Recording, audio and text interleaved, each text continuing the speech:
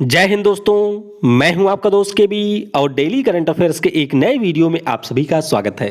तो आज के इस वीडियो में हम 11 जनवरी 2021 से जो भी महत्वपूर्ण प्रश्न आपकी परीक्षाओं में पूछे जा सकते हैं उन सभी प्रश्नों को डिस्कस करेंगे। तो आइए इस वीडियो की हम शुरुआत करते हैं। पहला प्रश्न है, प्रत्येक वर्ष विश्व हिंदी दिवस कब मनाया जाता है? तो ध्यान रखिएगा, विश्व हिंदी दिवस होता है 10 जनवरी को, यानी कि इस प्रश्न का ऑप्शन बी करेक्ट होगा। अब 10 जनवरी को ही क्यों मनाया जाता है? क्योंकि इसी दिन 1975 में महाराष्ट्र में जो नागपुर जिला है वहां पर पहले विश्व हिंदी सम्मेलन का आयोजन किया गया था। तो उसी की जो वर्षगांठ होती है उसे चिन्हित करने के लिए 10 जनवरी को हम लोग मनाते हैं विश्व हिंदी दिवस। शुरुआत कब से हुई थी? तो 2006 में इस दिवस को पहली बार मनाया गया था। और एक हमारे यहाँ पर राष्ट्रीय हिंदी दिवस भी होता है जिसे हम लोग 14 सितंबर को मनाते हैं। तो अगर परीक्षा में आपसे सिर्फ हिंदी दिवस पूछा जाए तो आपका आंसर होगा 14 सितंबर। ये आप यहाँ पर ध्यान रखेंगे कि राष्ट्रीय हिंदी दिवस पूछा जा रहा है या हिंदी दिवस पूछा जा रहा है तो हमारा आंसर होगा 14 सितंबर। और अगर आपसे विश्व हिंदी दिवस पूछा जाता है तो आपका आंसर होगा 10 जनवरी।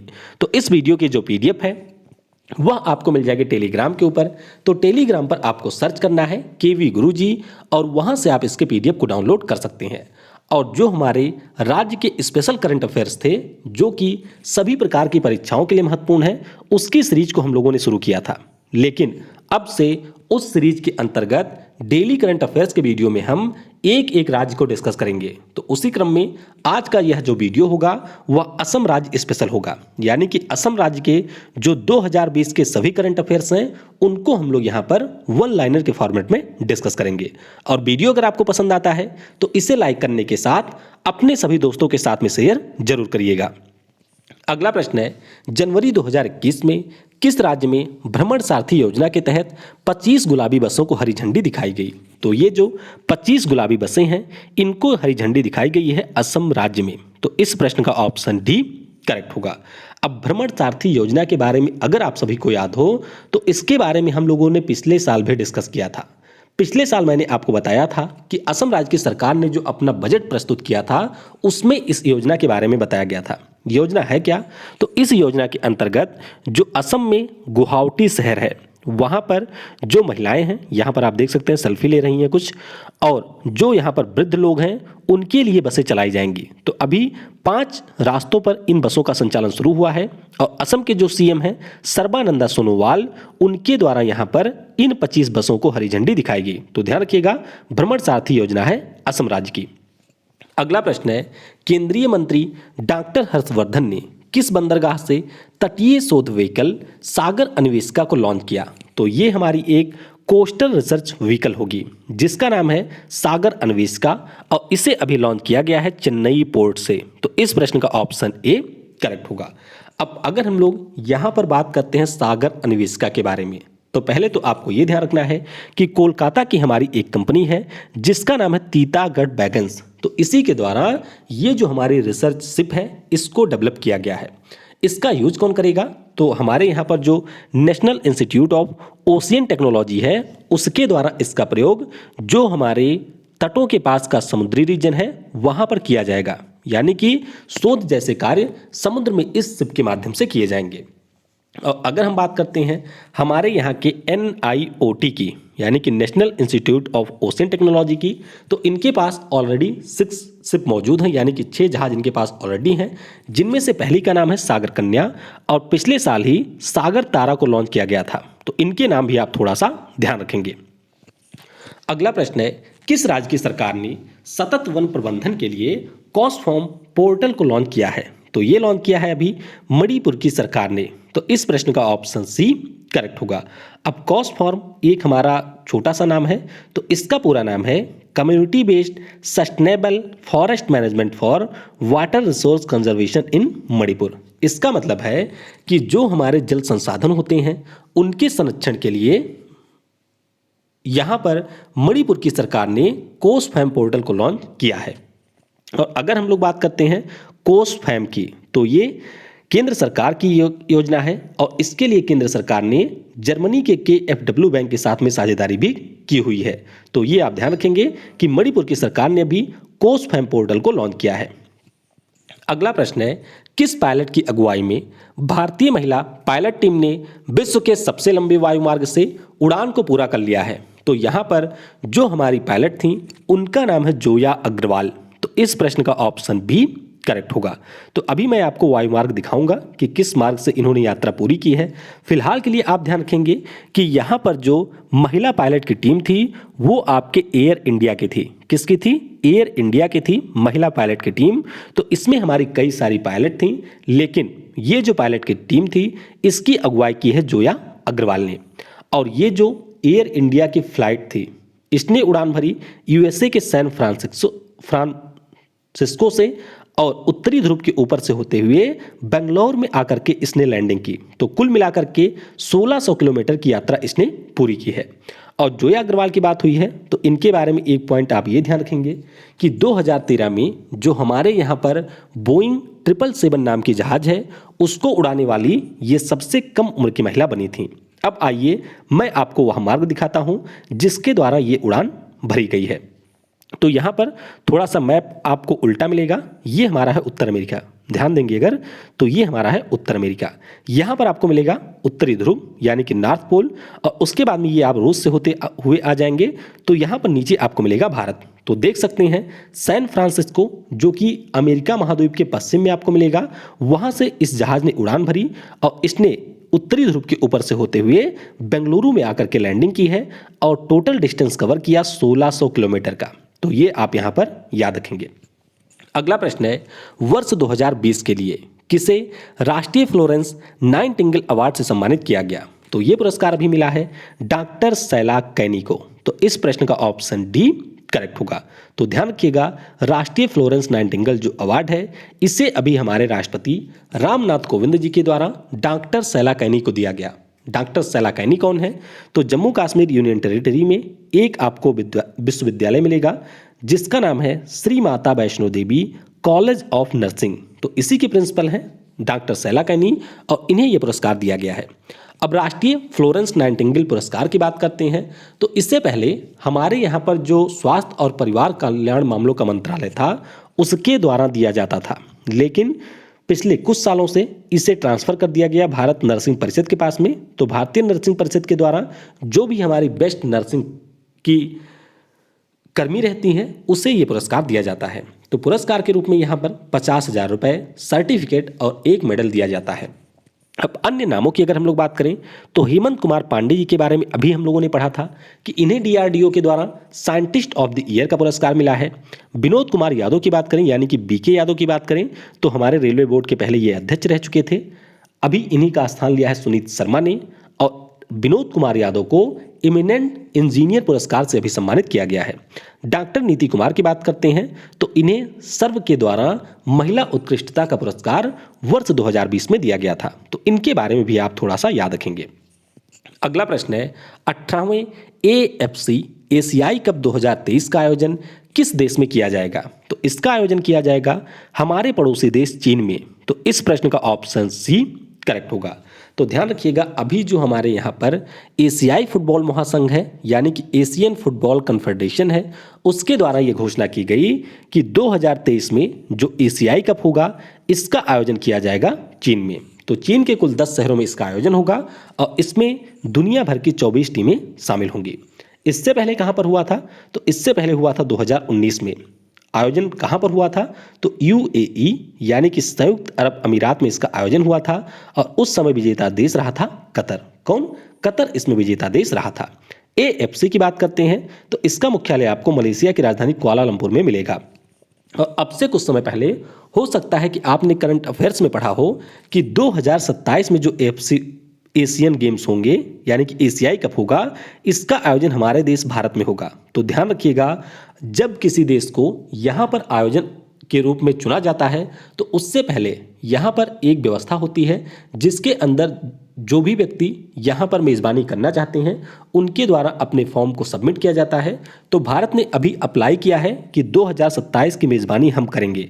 अभी भारत को यहाँ पर मेज़बानी मिली नहीं है, तो ये आप ध्यान रखेंगे। लेकिन बहुत जगह आपने पढ़ा होगा कि मेज़बानी यहाँ पर भारत को दे दी गई है, तो ध्यान रखिएगा अभी भारत को नहीं मिली है 2027 वाली। अगला प्रश्न है, एयरक्राफ्ट को कीटाणु रहित करने के लिए अल्ट्रावायलेट रोबोट्स का प्रयोग करने वाली भारत की पहली एयरलाइंस कौन बन गई? तो इस एयरलाइंस का नाम है एयर इंडिया एक्सप्रेस। तो इस प्रश्न का ऑप्शन ए करेक्ट होगा। तो एयर इंडिया एक्सप्रेस की एक हमारी जहाज है, यानी कि एयरक्राफ्ट थी, जिसका नाम था बोइंग 737। तो इसी जहाज को यहाँ पर अल्ट्रावायलेट रोबोट के द्वारा क्लीन और डिसइंफेक्ट किया गया दिल्ली एयरपोर्ट पर। कहाँ पर? दिल्ली एयरपोर्ट पर इसे डिसइंफेक्ट किया गया। अब एयर इंडिया एक्सप्रेस की बात करते हैं, तो जो हमारे यहाँ पर एयर इंडिया कंपनी है उसी की एक सहायक कंपनी है एयर इंडिया एक्सप्रेस, जिसकी स्थापना 29 अप्रैल 2005 को हुई थी। मुख्यालय आपको केरल के कोच्चि में मिलेगा और राजीव बंसल ही इसके अध्यक्ष हैं।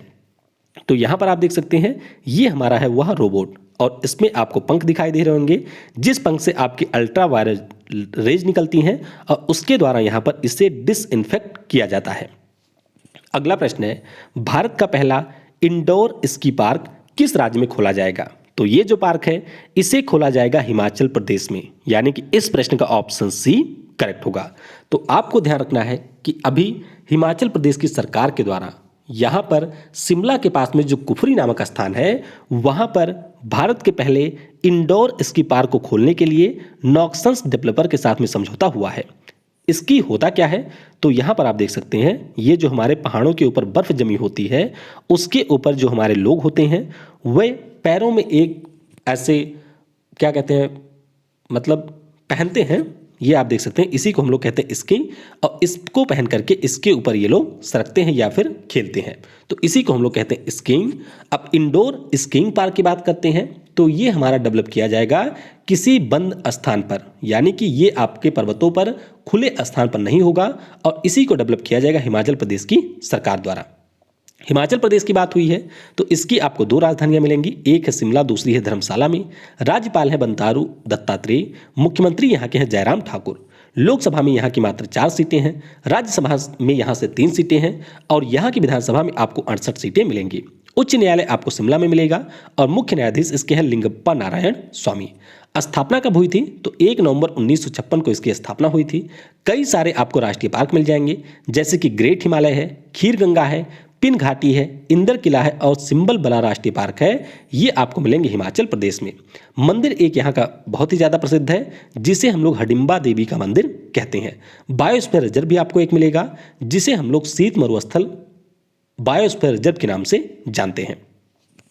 अगला प्रश्न है, माधव सिंह सोलंकी जिनका अभी हाल ही में निधन हुआ किस राज्य के पूर्व मुख्यमंत्री थे? तो ये हमारे गुजरात राज्य के पूर्व मुख्यमंत्री थे, जिनका अभी हाल ही में 94 ईयर की एज में जाकर के निधन हुआ है। तो इस प्रश्न का ऑप्शन ए करेक्ट होगा।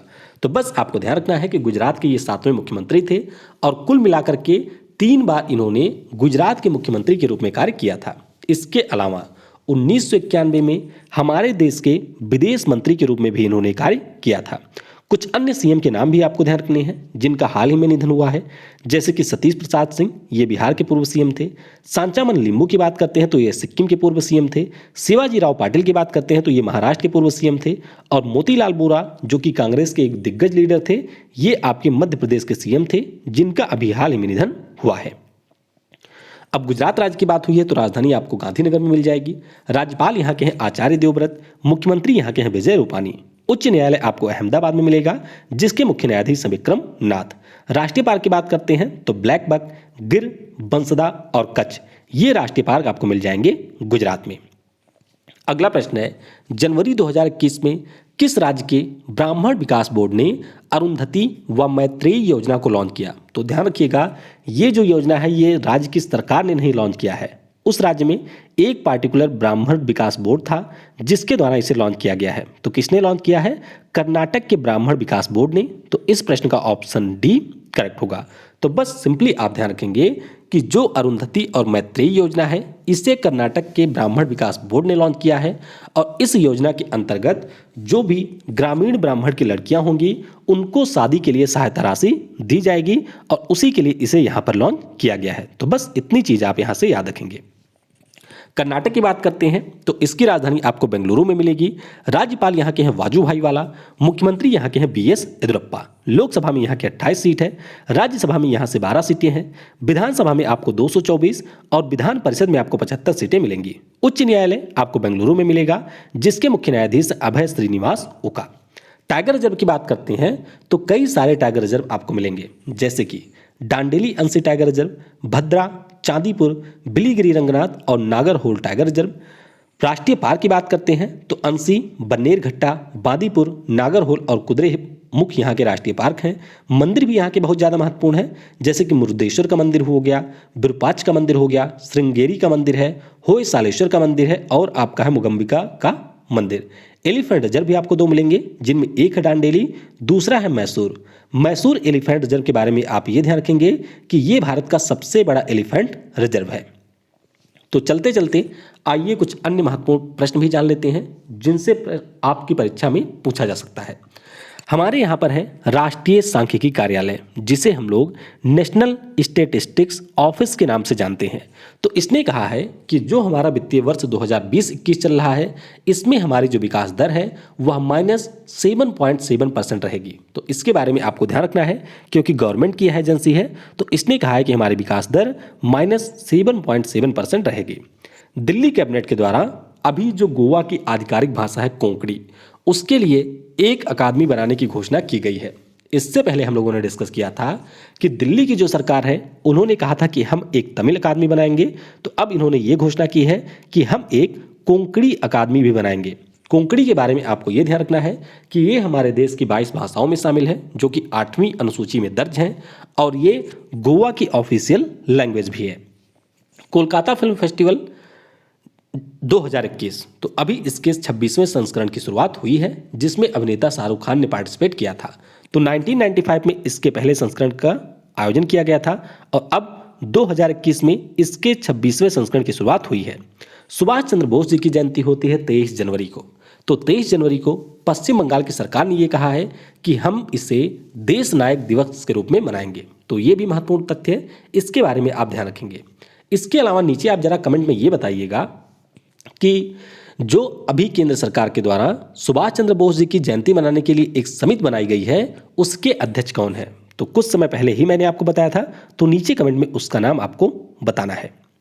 तो चलिए अब हम लोग असम राज्य के बारे में इस वीडियो में डिस्कस करते हैं।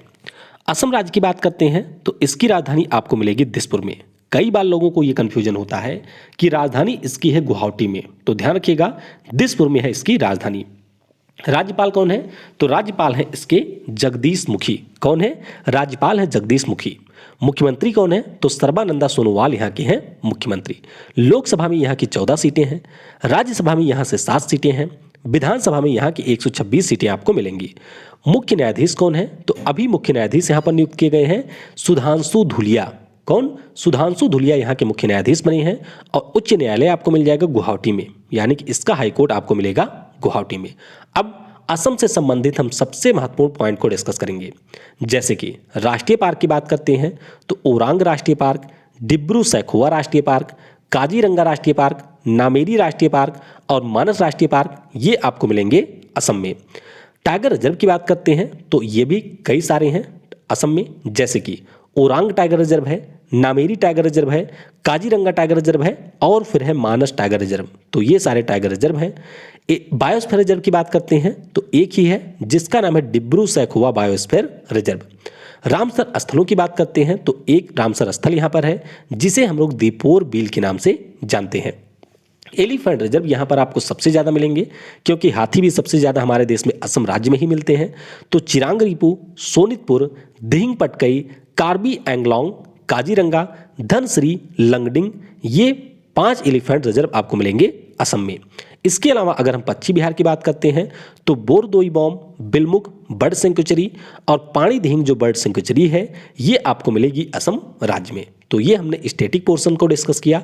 अब हम लोग इससे जुड़े हुए करंट अफेयर्स को डिस्कस करेंगे। तो सबसे पहले आपको ध्यान रखना है कि यहाँ पर एक नया राष्ट्रीय पार्क मिल गया है। जिसका नाम है रायसोमा राष्ट्रीय पार्क, और ये असम राज्य का 6ठे नंबर का राष्ट्रीय पार्क है, जिसके मैप को अभी ही लॉन्च किया गया है। तो जो हमारा मानस राष्ट्रीय पार्क है भूटान के बॉर्डर के पास में, उसी के पास में आपको मिलेगा रायसोमा राष्ट्रीय पार्क। भारत और बांग्लादेश के बीच में जो 51वें DG level border coordination meeting का आयोजन हुआ है, वह अभी असम के गुवाहाटी में किया गया। कहां पर? असम के गुवाहाटी में इसका आयोजन किया गया, और ऐसा पहली बार हुआ था कि जब दिल्ली की बजाय किसी अन्य स्थान पर इसका आयोजन किया गया था। तो ध्यान रखिएगा, गुवाहाटी में इसका आयोजन हुआ था। तेजपुर लीची, जो कि बहुत ही ज्यादा प्रसिद्ध है असम राज्य की, इसे पिछले साल जीआई टैग दिया गया था। मत्स्य क्षेत्र में जो पुरस्कार दिए गए, उसमें सर्वश्रेष्ठ राज्य का पुरस्कार मिला है असम राज्य को। उत्तर भारत में जो पहला गाय का अस्पताल है, वह असम के डिब्रूगढ़ में खोला गया। कहां पर? असम के डिब्रूगढ़ में ये खोला गया है। पूर्व सीएम तरुण गोगोई का यहां पर निधन हुआ। कौन थे? तरुण गोगोई, जो कि सीएम थे असम के, इनका अभी निधन हुआ है। पर्यटन संजीवनी नाम की एक योजना है, यह भी असम राज्य की सरकार के द्वारा शुरू की गई। आगे अगर हम लोग बात करते हैं, तो जो हमारे यहाँ पर द एनर्जी रिसर्च इंस्टीट्यूट है, जिसे हम लोग तेरी के नाम से जानते हैं, इसके द्वारा गुवाहाटी में जो बाढ़ आती है उसके पूर्वानुमान के लिए एक चेतावनी प्रणाली को लॉन्च किया गया। तो ध्यान रखिएगा, गुवाहाटी में इसे लॉन्च किया गया है तेरी के द्वारा। स्वामी विवेकानंद युवा सशक्तिकरण योजना यहां पर फिर से शुरू कर दी गई है, जिसे हम लोग स्वयं योजना के नाम से जानते हैं। तो ध्यान रखिएगा, स्वयं आपसे पूछा जाए या फिर स्वामी विवेकानंद युवा सशक्तिकरण योजना पूछा जाए, तो ये असम में शुरू किया गया है। स्टेट बैंक ऑफ इंडिया के द्वारा महिला आत्मनिर्भरता प्रोग्राम की शुरुआत भी यहां पर की गई है। दिहिंग पटकई वाइल्ड लाइफ जो सेंचुरी है, इसे राष्ट्रीय पार्क बनाया जाएगा, ऐसी यहां पर घोषणा सरकार के द्वारा की गई है। मुख्यमंत्री ग्राम्य परिवहन अचोनी योजना को भी असम राज्य की सरकार ने शुरू किया है। अब थोड़ा सा आप यहां पर ध्यान देंगे, जो हमारी योजनाएं होती हैं, अगर आप उस पार्टिकुलर राज्य के हैं तो वहां पर जो योजनाएं हैं उनके प्रोविजन भी आपको पता होने चाहिए। अदरवाइज जो हमारे राष्ट्रीय लेवल के एग्जाम होते हैं, वहां पर सिंपली आपसे यही पूछा जाता है 90% केस में कि ये जो पार्टिकुलर योजना है वह किस राज्य से है। तो बस आप ध्यान रखेंगे कि मुख्यमंत्री ग्राम्य परिवहन अचोनी योजना जो है, ये असम की सरकार ने शुरू की है, और बिहू नाम का जो त्यौहार है वह भी असम राज्य में मनाया गया है। आगे अगर हम लोग बात करते हैं, तो खेलो इंडिया यूथ गेम्स का जो तीसरा संस्करण है, चौथा नहीं है, चौथा तो हमारा हरियाणा के पंचकुला में होगा, तो जो हमारा तीसरा संस्करण है, इसका आयोजन किया जाएगा गुवाहाटी शहर में। कहां पर? गुवाहाटी शहर में इसका आयोजन किया गया था 2020 में। 2021 में होगा चौथा संस्करण, जो कि हरियाणा के पंचकुला में आयोजित किया जाएगा। आगे बात करते हैं, तो शिक्षा ऋण सब्सिडी के लिए यहां पर अभिनंदन योजना की शुरुआत की गई थी। किस योजना की? अभिनंदन योजना की यहां पर शुरुआत की गई थी। बोडो को यहां पर अभी सहायक आधिकारिक भाषा का दर्जा दिया गया है। ये काफ़ी ज़्यादा महत्वपूर्ण है कि बोडो किस राज्य की भाषा है। तो ध्यान रखिएगा, ये असम राज्य की भाषा है, और अभी इसे एसोसिएट ऑफिशियल लैंग्वेज का दर्जा असम राज्य की सरकार ने दिया है। गणतंत्र दिवस की परेड पर जो 2020 में झांकी निकाली गई थी, उस झांकी में असम राज्य की जो झांकी थी, इसको शीर्ष स्थान मिला था। किसे? असम राज्य की झांकी को शीर्ष स्थान मिला था। तो चलिए, जिन्होंने भी यहां तक वीडियो देखा होगा, नीचे जरा कमेंट में भी वो बता देंगे कि जो हमारे दूसरे और तीसरे नंबर के राज्य थे, उसे यहां पर जो परेड में दर्जा, यानी कि एक मिनट, मैं आपसे पूछ रहा हूं कि गणतंत्र दिवस की परेड में असम की झांकी को मिला था शीर्ष स्थान। तो नीचे आपको कमेंट में बताना है कि दूसरे और तीसरे स्थान पर इसमें किस राज्य की झांकी को स्थान मिला था। टीआई इंटरनेशनल के द्वारा, यानी कि ट्रांसपेरेंसी इंटरनेशनल के द्वारा जो बजट निर्माण प्रक्रिया के लिए रिपोर्ट जारी की गई, उसमें हमारा असम राज्य रहा था पहले स्थान पर। इसके अलावा एक भारत श्रेष्ठ भारत के अंतर्गत असम राज्य को राजस्थान के साथ में टैग किया गया था। तो ये भी आप यहां पर याद रखेंगे। आगे हम बात करते हैं, तो ज्ञान द्वीपिका स्कॉलरशिप योजना और एचपीसी यानी कि हिंदुस्तान पेपर कंपनी स्कॉलरशिप योजना की भी शुरुआत असम राज्य में की गई थी। टिटबोर असम का पहला शून्य कचरा शहर बना था। क्या नाम है? टिटबोर असम का पहला शून्य कचरा शहर बना था।